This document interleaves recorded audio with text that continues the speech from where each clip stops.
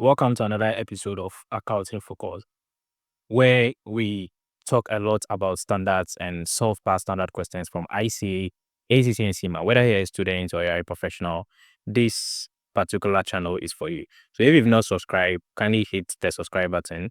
If you like this video, kindly hit the like button as well. So before we start, today's episode is going to focus on IAS 23, which talks about accounting for borrowing costs. Okay. Now, anytime you hear borrowing costs, I'm sure you only think about the interest. I mean, you only think about the interest that you apply if you should go and borrow. Is that not it? But IAS 23 tells us that it goes beyond the interest.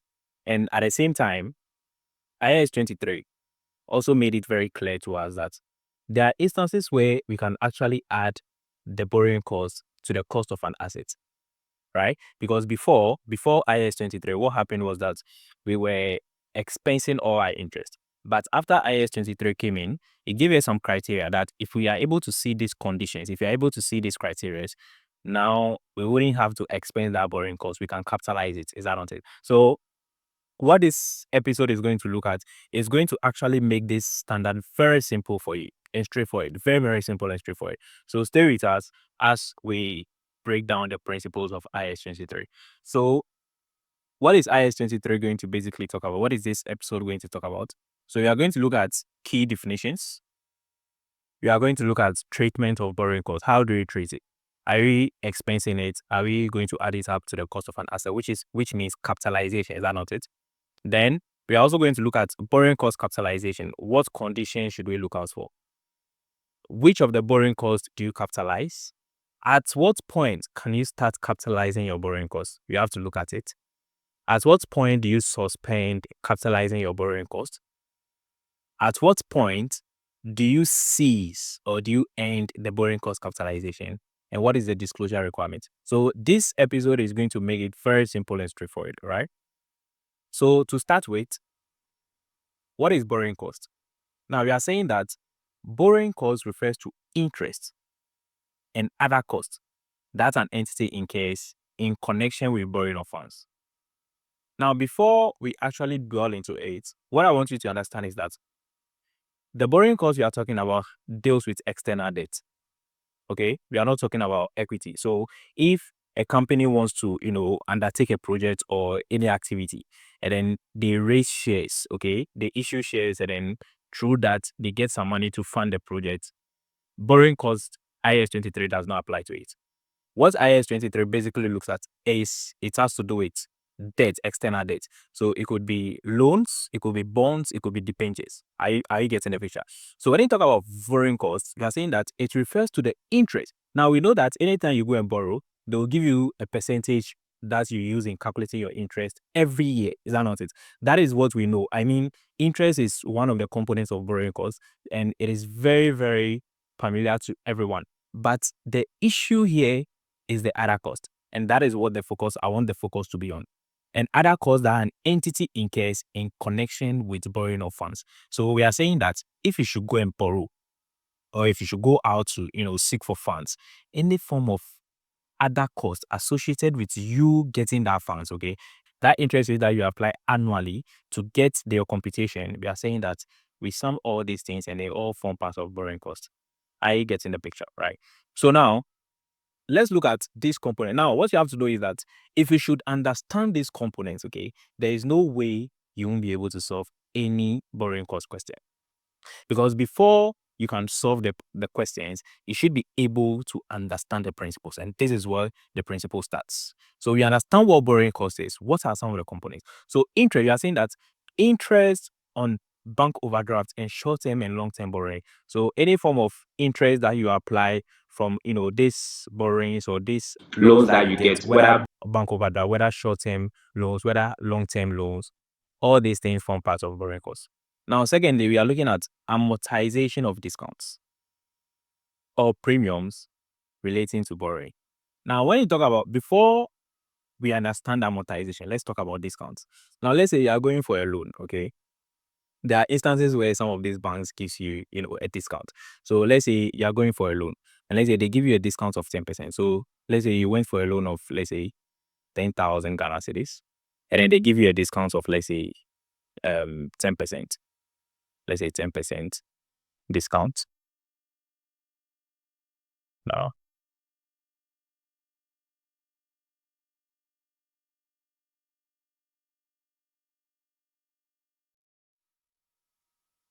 They gave you 10% discount. Okay. Now what you have to do is that this discount will reduce your borrowing cost. Is that not it? Yeah. So what you do is that now you are going to apply this 10% on your what? On your principal amount. Because obviously, if they are giving you a discount, it means that it's reducing it. Now it will reduce the principal, and at the same time, it will reduce your interest. So let's say they give you an interest of 20%. Now what you have to know is that this 20% is per annum. But when you apply this 10% on the 10,000, let's say this loan was for 5 years. You are supposed to pay everything at the end of 5 years. But for interest, you'll be paying it annually. Okay. So what happens is that you first of all have to apply the 10% on what? On your principal amount. And that will give you 1,000. That will give you 1,000. So $1,000. Now, this 20% is per annum, is interest. What you have to do is that anytime you are calculating interest is per annum. But the 10% is for the 5 years. Because it's a discount. It's not going to be discount for just the year. No, they are giving you discount. So it's for the whole 5 years. Are you getting a picture? So if you should apply this 20% on your principal amount, this 20% is going to give you, is it 2,000? So it's going to give you $2,000. Now this is for the year. For the year. Okay. Now what you have to know is that because this 1,000 is forward for the whole 5 years, you can't say that you are waiting. There is no accounting principle that will say that, okay, you will wait and then prepare the account at the end of 5 years. No, because of the periodicity concept. Is that not it? So we are supposed to prepare the account every 12 years. So what happens is that we are supposed to record the amount that relates to that particular year. So what do? If this 1,000 is for the whole 5 years, and we know that this 1,000 is a discount, and obviously, if it's a discount, it means that it will reduce our what? Our interest that we'll be paying on the loan. Is that not it? Of what? The 2,000. So what it means is that we have to divide this 1,000 by what? By 5 years. So that you will know that, okay, every year, it means that we will have to reduce our interest by what? By 200. So it means that we are going to reduce this 200, and you are going to have 1,800. Okay. But if they should tell you that the discount is for every year, that it means that you can equally subtract that 1,000 from all. So you dividing the 1,000 by this 5 is what you call amortization. It means that we are spreading, you see, we are spreading that discount over the what? The useful life, over the years that the amount was given us for. To us for. I getting the principle. So that is what and the premium means that you are adding premiums mean that they are inflating it. Is that not? So if they are inflating, it means that you have to add it up instead of subtracting. So that is basically that. Now, when you talk about amortization of ancillary costs incurred in connection with arrangement of borrowings. So first of all, I mean, anytime you have amortization, it means that we are trying to spread it. Is that not it? Now, before that, let's understand what this ancillary cost is. Now, the ancillary cost are some costs that you incur to get the borrowings. Let's say before you got this loan, let's say you are issuing a bond. Is that not it? You are a company. You want to get some debt capital. So what happens is that you issue bonds to the bond holders. Is that not it? So anyone that comes to buy becomes a bond holder. But before you issue the bond, let's say you went to advertise it. So you advertising it, you realize that, let's say you incur advertising cost of, let's say, 500 cedis, $500. Now, this 500 is something that you incur one time. Is that not it? But you can't say that you are adding up to just the first year. No. It is for the entire period. Is that not it? So what happens is that you have to divide it by the number of years that the bond will cover. I hope you are getting me. And that is what the amortization of ancillary costs means. So I'm sure you're appreciating the concept that borrowing cost goes beyond interest. Now, what about the next one? Exchange difference arising from foreign currency borrowing to the extent that they considered an adjustment to interest cost. So there are instances where we go for a loan. Let's say we go for a loan in a foreign currency. But as at the time you are going to pay that loan, you realize that the exchange, I mean, let's say we went for a loan in foreign currency of USD, and then we are recording, we are in Ghana, so we are recording in cedis, is that not? But as at the time we are going to pay the loan, or at the end of the year, the time we went for the loan, the rate, and then the end of the year, they differ. I hope you are getting the picture. So if they differ, you have to see whether there was what a gain or loss on what, on that exchange difference. I mean the increase or decrease in the rate. So if you are supposed to adjust that, that entry to your interest cost, then we are saying that it should add up to your borrowing cost. I hope you are getting this picture. And if you understand this component, if you understand this definition and you understand this component, trust me, borrowing cost is one of the easiest topic you can ever come across with. If you have any question, put it in the comment section, okay? Now, there is another important thing we have to know. Qualifying assets. Qualifying assets.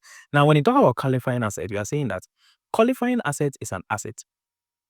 Is an asset that necessarily have a substantial period of time to get ready for its intended use or sale. So we are saying that qualifying asset is an asset that necessarily have a substantial period of time to get ready for its intended use or sale. Now, what they are saying is that if you have any form of assets, okay, let's say you are building up an asset, it takes you 5 years, 3 years for you to build the asset, for the asset to get ready for use, then that particular asset can be classified as a qualifying asset. Can inventory be qualified as an asset? No. Mostly inventories are actually, you can actually, build up, you can actually produce an inventory within a space of less than a year or even in a year.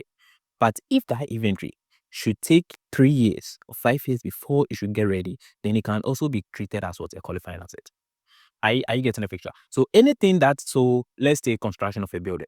If that building mostly takes at least 3 years. So if you should use 3 years, okay, to construct a building, or it takes a longer period of time, more than 3 years, 2 years, 3 years for you to construct that particular asset that you are constructing, then we say that asset can be as a qualifying asset, or it can be seen as a qualifying asset, okay?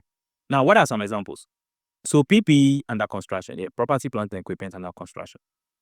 IP, the IP stands for investment property. So if there's any form of investment property that you are constructing, I mean, it will take a longer period of time. So it can also be treated as a qualifying asset.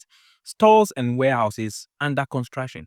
So most of these things takes more than 1 year, one accounting period. Is that not it? So if you have any form of these assets, you see that it can be treated or it can be seen as a qualifying asset. Are you getting the picture? Now, treatment of borrowing costs. Now, let me give you a little bit of breakdown here. Now, before IAS 23, what happened was that anytime there is a borrowing cost, anytime there is an interest that you charge on a loan that you obtain or something, everything was being expensed. Okay. But after IAS 23, IAS 23 said that no, not all the expense, not all the interest costs, or not all the borrowings or the borrowing costs you incur in getting that particular funds should be expensed. Some should be added to the cost of what? The asset. Some should be added to the cost of an asset. So now, the question is, what is this benchmark treatment and what is this allowed alternative treatment? So this benchmark treatment was actually before IAS 23. It's a traditional method. And this allowed alternative treatment was after IAS 23. Are you getting the picture? So now, we are saying that in the benchmark treatment, all borrowing costs are expensed. If you calculate any form of borrowing cost, anything that you think should be added to borrowing cost, if you calculate it, it should be expensed. It should be taken to your P&L. But then the allowed alternative treatment, trust me, this is not a requirement by IAS 23. But it has been recommended by IAS 23 that if you adopt the IAS 23 borrowing cost accounting policy, then you should go with the allowed alternative treatment. So we are saying that at what point can we capitalize? How do we know that this one should be capitalized and this one should be expensed? They are saying that those costs directly related to the acquisition, construction, or production of a qualifying asset must be capitalized. Those directly related to the acquisition, construction, or production of a qualifying asset must be capitalized. Now, when I say capitalization means that you are adding up to the cost of an asset. So you are saying that you are going for borrowings. There are instances where you go for loans, and you don't even, you going for the loans. The reason for you going for the loans is not for you to build an asset. It's for you to do something else. Let's say to run the business on all that. But then there are instances where we go for loans, and the reason you are going for the loan is to construct a particular asset. Now the question is, that particular asset, is it going to take a substantial period for you to get ready for use or sale? If yes, then it means that it becomes a qualifying asset. So if you go and take this loan, right? If you obtain this loan, and the purpose of obtaining this loan is to construct or produce a qualifying asset, then we are saying that the borrowing costs incurred during this period should be capitalized as cost of the asset. And the rest should be expense. So anything which is not directly related to you acquiring that particular asset should be expense. And that is what the benchmark treatment and allowed alternative treatment is about. Are you getting the picture? Okay. Now we are saying that note, the amount to be capitalized is the borrowing cost, which would have been avoided if the expenditure on the qualifying asset has not been made. Of course. So we are saying that if you could have avoided an expenditure on the qualifying assets, if that expense shouldn't have been made, it means that there is no need for you to capitalize that particular borrowing cost.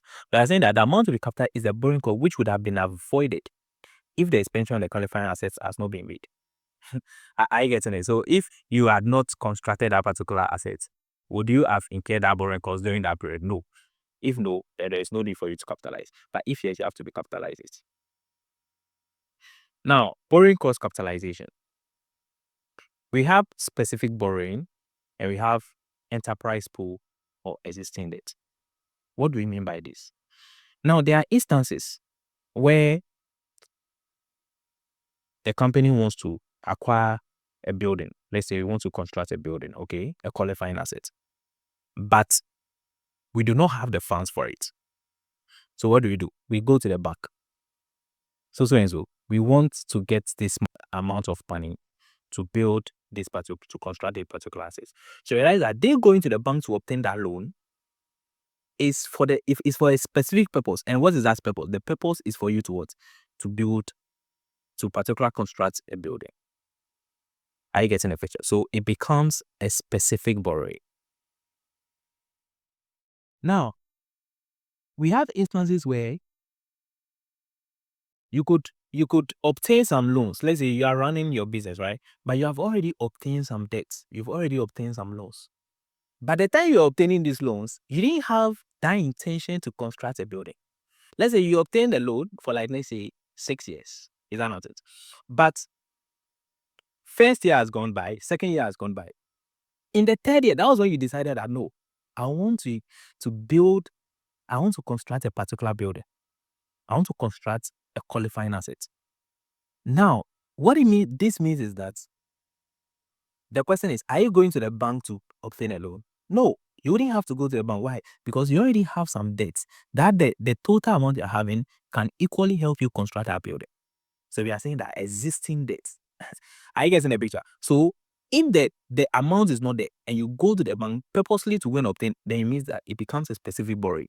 But instances where you've already obtained some loans, and let's say you've not used the loans for whatever that you wanted to use everything for, is that not it? And there is still some amount left in your books, or you still have some amount left with you, and the intention came that, okay, let's build this particular asset, and you decide to use the debt that you already have in with your company, it means that it becomes enterprise pool or existing debt. Are you getting the picture? So we are saying that in terms of capitalization, in terms of, okay, we are going with specific borrowing, we are going with enterprise pool or existing debt. How do we capitalize these borrowing costs associated with the construction of the assets? We are saying that if it comes to specific borrowing, we are saying that the borrowing costs incurred on borrowing during the period. So what cost can you capitalize? You can capitalize the borrowing cost incurred on borrowing during the period, less any investment income on the temporary investment. Let me explain this to you. Let's assume that you went for a loan of, let's say, $10,000 US, okay, and you decide to use it to build an asset. Is that okay? Let's say you don't have to use the 10,000 at once. So let's say you used first 3,000. How much is left? You'll be left with what? 7,000. Now this 7,000 that is left, what happens is that, okay, you use this 3,000. Let's say you're using 3,000 for the first 3 months. So for the first 3 months, you are not touching 7,000. So you decided to make an investment with that 7,000. That's a smart move. Let's say you buy treasury bill for 3 months. Now we are saying that less any investment income on the temporary investment. The investment is temporal, but it is from this loan, from this specific borrowing, the amount left, that's what you use to make that investment. And if you make an investment, it means that there will be an investment income. You are saying that investment income, subtract it from the borrowing cost incurred, from the total borrowing cost incurred for that particular year. Are you getting the picture? Because if it's an income, we are saying that income is coming from the rest of the funds that was lying idle, which you use to make the investment. So we are saying that let it reduce the borrowing cost what's value. So you have to net it with the borrowing cost to reduce the value. Are you getting the picture? And we are saying that if you want to calculate the borrowing cost, what rate do you use? You use the effective rate of interest. Very simple and straightforward. Now, when it comes to the enterprise pool, we are saying that it is where the debt is already there. Is that not it? So what do? We take the borrowing cost incurred on the amount withdrawn from the withdrawal date to the cessation date. So we are going to take the borrowing cost that we incur from the date that we went to withdraw the money to the time that we finish constructing the asset. That is the cost that we have to add up to the cost of an asset. And what rate are we going to use to calculate? We are going to use weighted average cost of capital, not simple average. Okay, so let's say we have a cost of, let's say there was already a debt there, which was like, let's say 1,000. So we already took some first one, which was 1,000 at 10%. Okay, so 1,000 at 10% of this will give us, is it 100? Yeah. Then let's say there was another one of, let's say 2,000. There was an existing debt, okay, of 2,000, also at 10%. What happens? This one also be at what? 200. Is that not it? Now, if you want the weighted average cost of capital, what you have to do is that the rate that we use to do the capitalization to obtain that borrowing cost computation, we are saying that add this, we are going to get 300. Is that not it? Now, add the whole of this, you are going to get what? 3,000. So what happens? You are supposed to take this amount, so that the interest, the total, which is 300, divided by what? The 3,000, and multiply by what? 100. Now, the amount you obtain becomes the weighted average cost of capital. Are you getting the picture? And I hope it's becoming clearer. Now, we are saying that at what point do you commence your capitalization? How will you know that, okay, I started, constructing the asset from January, and let's say it is continuing to December. Is that not it? At what point can I start the borrowing cost capitalization? That borrowing cost that I incur, how can I add it up? So we are saying that we can commence capitalization when 3 conditions are met. 1, expenditure on qualifying assets are being incurred. You must incur some expense on the construction of that qualifying asset. Let me give you an example. You are constructing a building. Is that not it? Have you started buying materials? Yes, you started buying materials. So material cost, you are buying this, you are buying that. All these things you are buying is for the construction of that particular asset. Yes. Now, what you have to know is that these conditions, all these 3 conditions must be met for you to start capitalization. That is what it means. Now, when you take the borrowing cost, we are saying that borrowing costs are being incurred. The borrowing cost, okay? Have you started applying interest? Have you started calculating interest? That's okay. This year, I obtained this loan, and they gave me 20% interest, right? Have I started using have I started using the loan, the amount they gave to me? Am I calculating interest? Have you started calculating it? If yes, you can start commencing the capitalization. Then activities necessary to prepare the assets for its intended sale or use are in progress. You started constructing the assets. Yes, if you've started constructing the asset or any form of activity that is necessary for you to prepare the asset or for you to finish completing the asset has also begun. All these three conditions met means that you can start your capitalization procedure. Now, when you say suspension, we are saying that there are instances where we can hold on the capitalization for a while. We know that obviously borrowing costs are being expensed, but there is a particular time that we are capitalizing it when these conditions are met. But does it mean that even when certain things are not going well, we still have to capitalize? No. So that's where the suspension comes in. So you're saying that suspend capitalization and expense finance costs during periods where active development is interrupted. You're constructing the asset. Then all of a sudden, you hold on with the construction. Now the question is that period that you were holding on to the construction, is it part of the construction process? That's the question you have to ask yourself. Is it part of the construction process? If it is part, okay, you can continue capitalizing. But if it is not, and let's say some different activity, because of some different issues that came up, let's say you are constructing a building and all of a sudden there was a court case. That court case is not related to, anything about the building that you are constructing. Then because of that, you stop building. They say you stop building for 2 months. Now, that 2 months, you were building from January to December, but there was a 2 months period where you placed everything on hold. How you are getting it? Now we are saying that particular 2 months, that period, is it part of the construction process? Was it necessary for you to put it on hold, or it is because of a different activity which interrupted with your development project? That's why you put it on hold.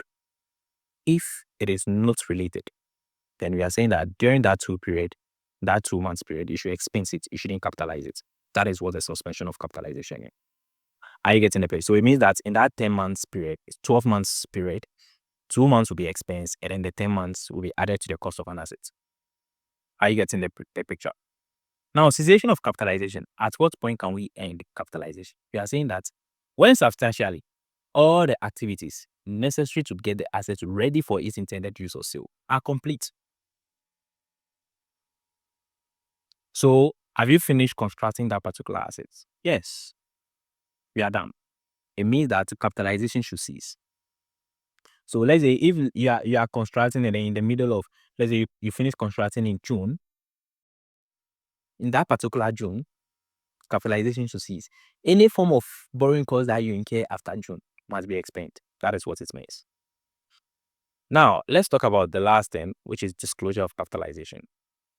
Now, we are saying that an entity shall disclose. So what do you have to disclose when it comes to IAS 23? You must disclose the accounting policy adopted for borrowing costs. Okay? Now, you must also disclose the amount of borrowing costs to be capitalized during the period. So in that 1 year period, how much did you capitalize as part of cost of real asset? Okay? Then we are saying capitalization rate used. What rate did you use? How did you come about that rate? I guess in the picture, because you are saying that if it's specific borrowing, you go with effective interest rate. But if it is an existing pool of funds, then what do we do? We just have to go with what the weighted average cost of capital, which I explained to you. Is that not it? Now, if you like this video, hit the like button. Share it with your friends so that they can also benefit from this lecture. If there is anything you don't understand, don't worry about it. I'm going to put very good questions out there, another video, a follow-up video, so that the understanding will be more practical. And I forgot to mention this particular space here. This one here. Examiners ask this question a lot. They ask this question a lot. What is the difference between the benchmark treatment and then the allowed alternative treatment? It is one of the theories that must be at your fingertips as a student, as a professional student preparing for ICA, ACC, or Cima. I get it, because one existed before IAS 23 and one came about after IAS 23. So it is something that you must take note of, okay? So now, this brings us to the end of, the episode. Stay with us whilst we drop a person solving video on IAS 23. Until then, we call it a day. See you all. Bye.